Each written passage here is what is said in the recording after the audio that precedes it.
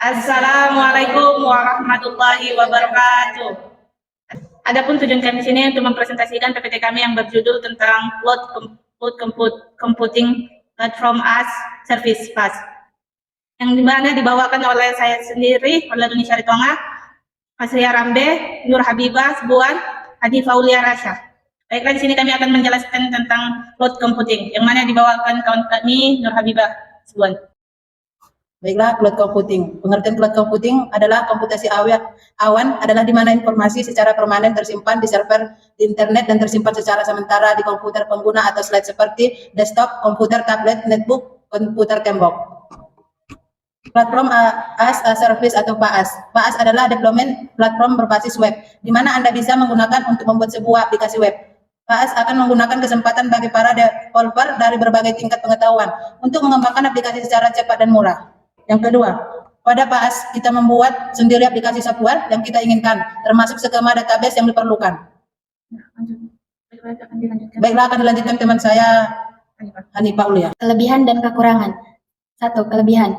PaaS adalah platform yang banyak digunakan oleh pengembang aplikasi. Ini tidak lepas dari kelebihan yang ditawarkan seperti biaya lebih hemat, pengembangan lebih cepat, kemudahan lisensi, serta meningkatkan ketangkasan IT dan kualitas layanan. Hemat biaya, pengembangan aplikasi lebih cepat, ada dalam satu lingkungan, kemudahan lisensi, meningkatkan ketangkasan, meningkatkan kualitas layanan.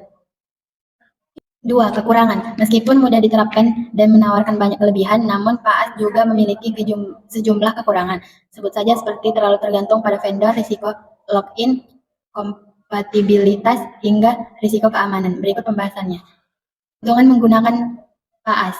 Keuntungan. Skalabilitas. PaaS menawarkan kemampuan untuk memperluas dan menyusutkan sumber daya komputasi secara otomatis sesuai dengan kebutuhan aplikasi.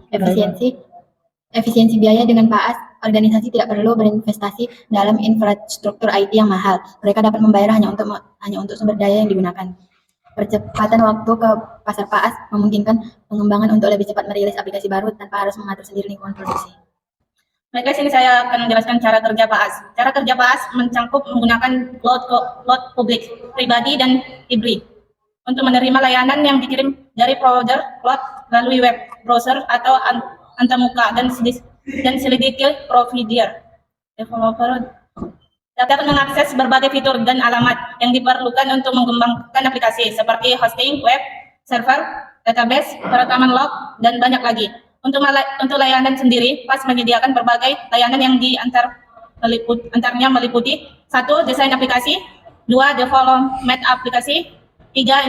Integrasi web server, integrasi web service, 4. Integrasi database, 5. Informasi keamanan, 6. Pengembangan aplikasi, 7. Pengujian dan penerapan aplikasi, 8. Kolaborasi tim, seperti yang telah dijelaskan bahwa besar kecil pengeluaran pengaturan pada kapasitas pengguna layanan tersebut. Tetapi beberapa provider mungkin menerapkan tarif atau biaya bulanan tetap jika developer memerlukan akses lebih ke platform atau aplikasinya. Selanjutnya akan dijelaskan Mas Ria Rambe. Baiklah, di sini kami mengambil contoh aplikasinya, yaitu aplikasi yang cocok untuk PaaS adalah aplikasi Zoom. Pengertian Zoom. Zoom merupakan aplikasi komunikasi dengan menggunakan video aplikasi yang dapat digunakan dalam berbagai perangkat seluler, desktop, hingga telepon, dan sistem ruang pada umumnya pada pengguna menggunakan aplikasi ini melakukan meeting hingga konversi video atau audio. Tahapan pertama dalam menjalankan aplikasi Zoom ialah pertama, ada rapat baru, ada bergabung, jadwalkan, dan bagikan layar.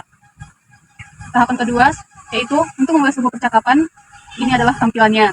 Tahapan ketiga, kita membuat jadwal rapat seperti yang ada pada gambar. Dan tahapan keempat, di dalam slide keempat ini ada sebuah akun dan fitur yang tercantum, yaitu ada papan tulis, aplikasi, kontak, acara. Selanjutnya tahapan kelima. Di tahapan kelima, berisi pengaturan yang tercantum, yaitu rapat, kesesuaian dan permintaan kontak, obrolan tim, umum,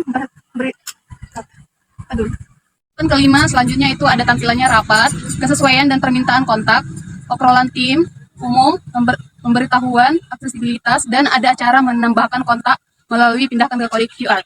Aplikasi yang cocok untuk PaaS seperti contoh gambar di samping ini merupakan sebuah diskusi pembelajaran. Di dalam diskusi ini banyak orang yang bergabung dalam diskusi tersebut. Dari berbagai orang yang di daerahnya berbeda-beda. Jumlah orangnya sangatlah banyak dan tidak terbatas.